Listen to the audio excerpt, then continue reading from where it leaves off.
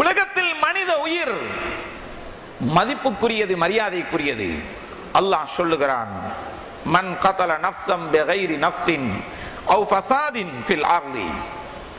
எந்த உரிமையும் இல்லாமல் இஸ்லாத்தில் அனுமதிக்கப்படாத முறையில் ஒரு மனிதன் இன்னொரு மனிதனுடைய உயிரை போக்கினால் ஃபகஅன்னமா கதலன் நாஸ ஜமீஆ, அகிலத்தில் உள்ள அனைத்து மக்களையும் கொலை செய்ததற்கு சமமாகும். ஒரு நாய்க்குட்டியை கொண்டு விட்டால், ஒரு எலியை அடித்துக் கொண்டு விட்டால், ஒரு நெலும்பை கொசுவை அடித்துக் கொண்டு விட்டால், அதற்கெல்லாம் இந்த கருத்து சொல்லப்படவில்லை. ஆட்டை அறுக்கிறோம், மாட்டை அறுக்கிறோம், உயிர் பிராணிகளில் சிலதை அல்லாஹ் ஹலாலாக்கி தந்தவைகளை அறுத்து ஹலாலாக்கி நாங்கள் சாப்பிடுகிறோம். ஒரு மனிதனை உரிமையின்றி கொலை செய்வது அகிலத்தார் அனைவர்களையும் கொலை செய்ததற்கு ஈடாகும், சமமானதாகும். ஒரு மனிதனுடைய உயிருக்கு அவ்வளவு மதிப்பை கொடுத்திருக்கிறான் அல்லாஹ்வுக்கு சுப்ஹானஹு தஆலா. வமன் அஹ்யாஹா ஃபகஅன்னமா அஹ்யன் நாஸ ஜமீஆ.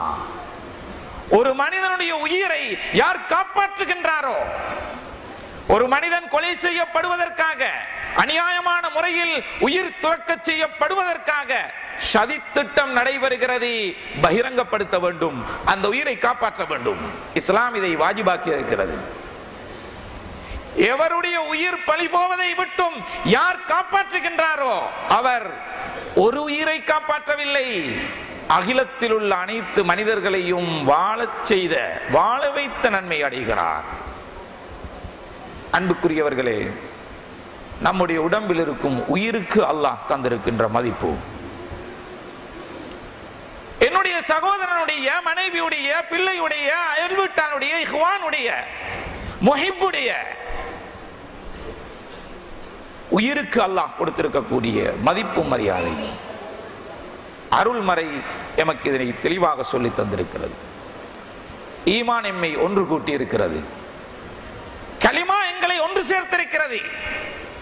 நாம் எல்லோரும் அஷ்ஹது அல்லா இலாஹ இல்லல்லாஹ் வ அஷ்ஹது அன்ன முஹம்மதர் ரசூலுல்லாஹ் சொன்னவர்கள், ஏற்றுக்கொண்டவர்கள். அந்த கொடியின் கீழ் நாம் எல்லோரும் சமம்.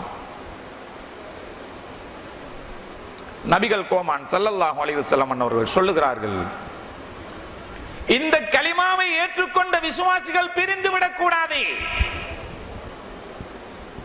கலிமாவை ஏற்றுக்கொண்ட விசுவாசிகள் பிளவுபட்டு விடக்கூடாது. ஒரு கட்டடம் அழகாக இருப்பதற்கு அதிலே உள்ள ஒரு பகுதி மறுபகுதிக்கு எவ்வளவு துணையாக இருக்கிறது. அல்லாஹ்வுடைய இந்த மாளிகை அழகாக தோற்றமளிக்கிறது.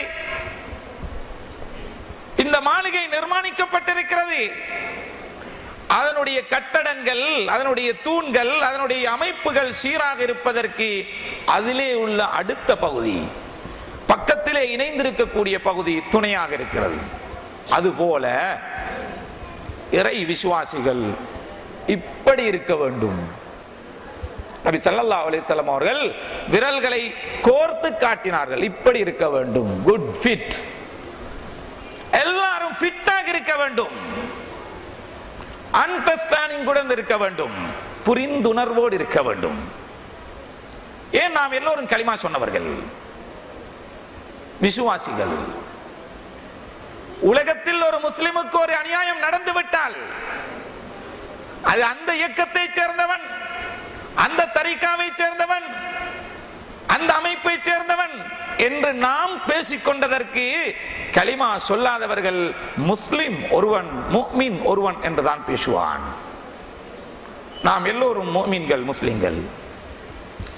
ஈமான் கொண்டவர்கள் ஒருவருக்கொருவர் எப்படி துணையாக இருக்க வேண்டும். ஒரு கட்டடம் சீரும் சிறப்புமாக நிமிர்ந்து நிற்பதற்கு அதனுடைய ஒரு கல் மறு கல்லுக்கு துணையாக இருக்கிறது.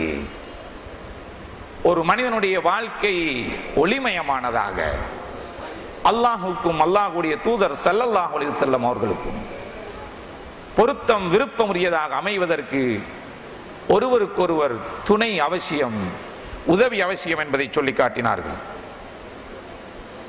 மஸலுல் முஃமினீன ஃபீ தவாத்துஹிம் வ தராஹுமிஹிம் வ தஆதுஃபிஹிம் நபி ஸல்லல்லாஹு அலைஹி வஸல்லம் அவர்கள் சொல்லுகிறார்கள், ஈமான் கொண்டவர்கள் ஒருவருக்கொருவர் அன்போடு இருப்பார்கள், ஒருவருக்கொருவர் கருணையோடு நடந்து கொள்வார்கள், பாசத்தோடு நடந்து கொள்வார்கள்.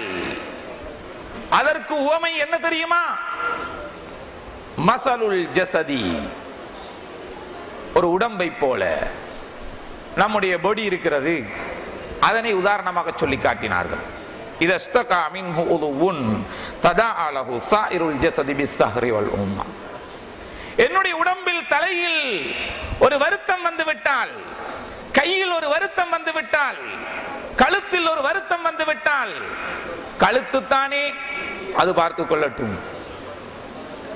கைதானே அது பார்த்துக் கொள்ளட்டும், தலைதானே அது பார்த்துக் கொள்ளட்டும் என்று ஏனைய உறுப்புகள் விலகி நடக்க மாட்டாதே.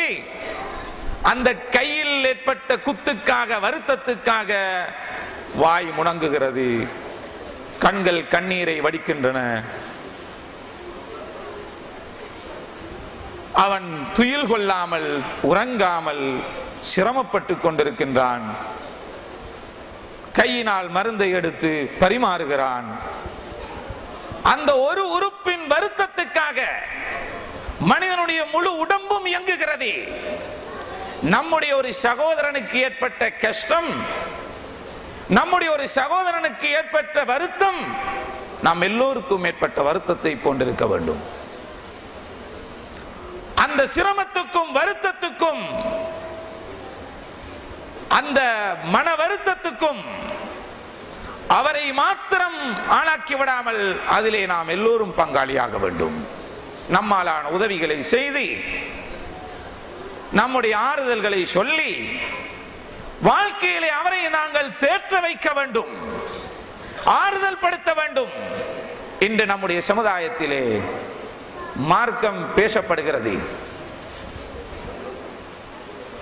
மார்க்கம் எழுதப்படுகிறது, மனிதன் நாவின் முனையினால் பேசுகிறான், பேனா முனையினால் எழுதுகிறான். ஏட்டிலும் பேச்சிலும் மார்க்கம் இருக்கிறது. மனிதனுடைய வாழ்க்கையில் எந்த அளவுக்கு பிரதிபலிக்கிறது? புது புது ஆராய்ச்சிகள், நவீன யுகத்தில் வகைப்படுத்தப்பட்ட கிரந்தங்கள், விரிவாக சொல்வதாக இருந்தால் தலைப்பை விட்டு மாற வேண்டி வரும். அறிவும் ஆராய்ச்சியும் விஞ்ஞானமும் வளர்ச்சி அடைந்திருக்கின்றது என்று சொல்லுகிறோம். தான் சாப்பிட்டால் போதும், தன்னுடைய காரியம் நடந்தால் போதும், தன்னுடைய அபிலாஷை நிறைவேறினால் போதும், தன்னுடைய சகோதரன், அண்டை வீட்டுக்காரன், அது தன்னுடைய ஓன் பிரதர், ஓன் சிஸ்டராக இருந்தாலும் சரி, அது அவர் பார்த்துக் கொள்ள வேண்டியது. நான் என்னை பார்த்துக் கொள்கிறேன். ஒரு மனிதனுக்கு கஷ்டம் வருகின்ற பொழுது எந்த அளவுக்கு நாம் உறுதுணையாக இருக்கிறோம் சிந்தனை செய்து பார்க்க வேண்டும். மல்லா யர்ஹமின் நாஸ லா யர்ஹமுல்லாஹ். உலகத்தில் யாருடைய உள்ளத்தில் கருணை, இரக்கம், பாசம் வரவில்லையோ அவரோடு அல்லாஹ் இரக்கம் கொள்ள மாட்டான் என்று நபிகள் நாயகம் ஸல்லல்லாஹு அலைஹி வஸல்லம் அவர்கள் சொல்லி காட்டினார். உங்களில் ஒருவர் பொதுமக்களை மௌனமாக வைத்து தொழுவித்தால், உங்களில் ஒருவர் பொதுமக்களை மௌனமாக வைத்து தொழுவித்தால், அந்த இமாம் மாமூம்களில் பல நிலைமையில் உள்ளவர்கள் இருப்பார்கள் என கருதி தன்னுடைய தொழுகையை கூடுதலாக தாமதிக்க செய்யக்கூடாது. நீண்ட நேரம் கிராத்துகளை ஓதி நீடிக்க கூடாது. வயதானவர்கள் வந்திருப்பார்கள், அவசர தேவையுள்ளவர்கள் வந்திருப்பார்கள், நிமிர்ந்து நேராக நீண்ட நேரம் நிற்க முடியாதவர்கள் வந்திருப்பார்கள், வீட்டு சூழலை இருந்த இருப்பில் வைத்துவிட்டு வந்திருப்பார்கள், பிள்ளையை பார்த்துக் கொள்வதற்கு ஆள் இல்லாமல் இருக்கும் நிலையில் வந்திருப்பார்கள். அன்றைய சஹாபா ரலியல்லாஹு அன்ஹும் அவர்களுடைய காலத்தில் மாமூம்களிலே இருந்து குழந்தை அழுகின்ற சப்தம் கேட்கிறது. நபி ஸல்லல்லாஹு அலைஹி வஸல்லம் அவர்கள் சொன்னார்கள், குழந்தையின் அழுகுரலை கேட்டு தொழுகையை நான் அவசரமாக முடித்து விட்டேன். அந்த குழந்தையின் தாயின் பேரில் இறக்கப்பட்டதற்காக. சுப்ஹானல்லாஹ். நபி ஸல்லல்லாஹு அலைஹி வஸல்லம் அவர்களுடைய பாசத்தை என்னவென்று வர்ணிப்பது? இமாமாக இருக்கக்கூடியவர் தனக்கு தானே தொழுது கொள்வதாக இருந்தால்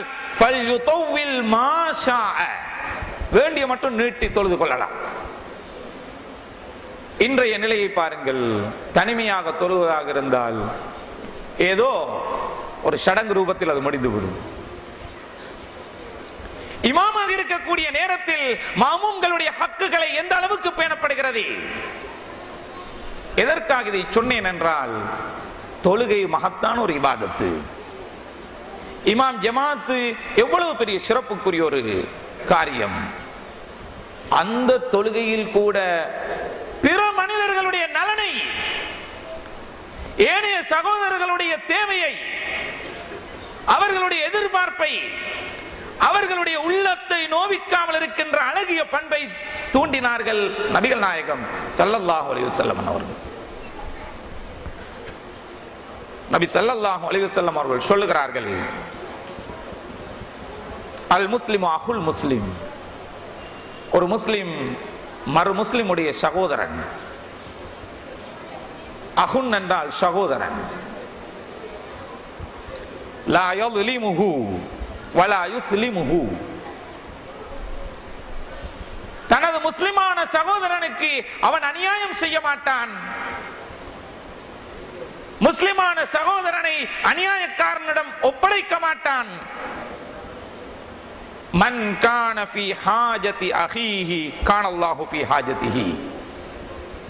எவர் தனது சகோதரனுடைய தேவையை நிறைவேற்றுவதற்காக ஈடுபடுகிறாரோ, எவர் தனது சகோதரனுடைய தேவையை நிறைவேற்றுவதற்காக தன்னுடைய நேரத்தை, தன்னுடைய புத்தியை, தன்னுடைய பணத்தை, தன்னுடைய ஆரோக்கியத்தை, தனக்கு கிடைத்த நியமத்தை அர்ப்பணிக்கின்றாரோ, கான அல்லாஹு ஃபீ ஹாஜதி.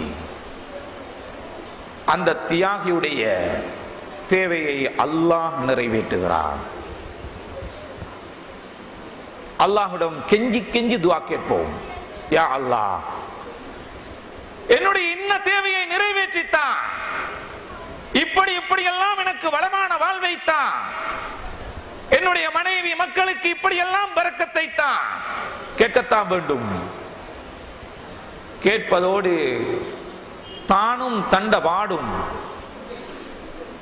தன்னிடம் இருக்கக்கூடியது தனக்குத்தான், தன்னுடைய சுகவாழ்வுக்கு மட்டும்தான் என்ற எண்ணத்தோடு இருந்தால் அல்லாஹ்வுடைய உதவி அங்கே தடைப்பட்டுவிடும். அல்லாஹ் ஒவ்வொரு மனிதருக்கும் ஒவ்வொரு சிறப்பை கொடுத்திருக்கிறான். ஒருவரை விட இன்னொருவரை அல்லாஹ் கண்ணியப்படுத்தி இருக்கிறான். ஆனால் நுபுவத்துடைய இல்மை சுமந்தவர்களை யாரினாலும் வெல்ல முடியாது. சாதாத்மார்களுடைய அந்தஸ்தை இன்னொருவரால் வெல்ல முடியாது. நபி ஸல்லல்லாஹு அலைஹி வஸல்லம் வம்சாவளியில் பிறந்த ஒருவர், அவர் கண்ணியமானவர். குர்ஆனுடைய ஹதீஸை சுமந்த, நுபுவத்துடைய இல்மையை சுமந்தவர், அவர் கண்ணியமானவர். அவரை எவரினாலும் வெல்ல முடியாது. வெல்ல பார்ப்பதாக இருந்தால் பொறாமைக்காரன் தான் அப்படி நினைப்பான். அன்புக்குரியவர்களே, எவர் தனது சகோதரனுடைய தேவைக்காக தன்னை அர்ப்பணிக்கிறாரோ அவருடைய தேவைக்கு அல்லாஹ் துணையாக இருக்கிறான் என்று சொன்னார்கள் நபிகள் நாயகம் ஸல்லல்லாஹு அலைஹி வஸல்லம் அவர்கள். வமன் ஃபர்ரஜ அன் முஸ்லிமின் குர்பத்தன் ஃபர்ரஜல்லாஹு அன்ஹு பிஹா குர்பத்தன் மின் குரபி யௌமில் கியாமா.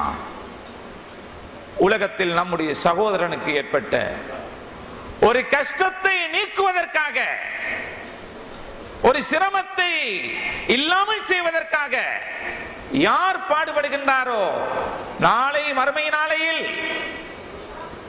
கடுமையான கஷ்டத்தோடு மக்கள் இருக்கின்ற வேளையில் தனக்கு ஏற்படுகின்ற கஷ்டத்தை அல்லாஹ் நீக்கி விடுகிறான் என்று நபிகள் நாயகம் ஸல்லல்லாஹு அலைஹி வஸல்லம் அவர்கள் சொல்லுகிறார்கள்.